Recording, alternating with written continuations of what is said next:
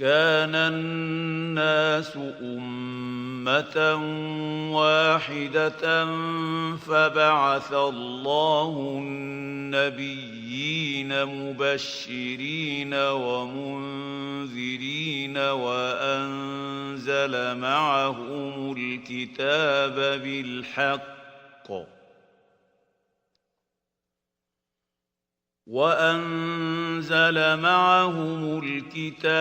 بالحق ليحكم بين الناس فيما اختلفوا فيه وما اختلف فيه إلا الذين أوتوه من بعد ما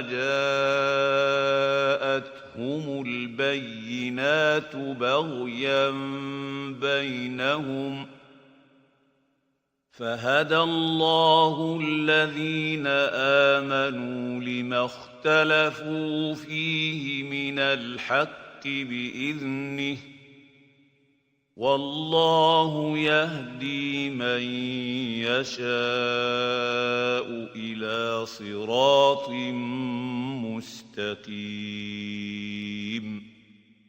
पहले तो सब लोगों का एक ही मजहब था, लेकिन वो आपस में इख्तिलाफ करने लगे तो अल्लाह ने उनकी तरफ बिशारत देने वाले और डर सुनाने वाले पैगंबर भेजे और उन पर सच्चाई के साथ किताबें नाजिल की ताकि जिन उमूर में लोग इख्तिलाफ करते थे उनका उनमें फैसला कर दे। और उसमें इख्तिलाफ भी उन्हीं लोगों ने किया जिनको किताब दी गई थी, बावजूद के उनके पास खुले हुए अहकाम आ चुके थे, और ये इख्तिलाफ उन्होंने सिर्फ आपस की जिद से किया।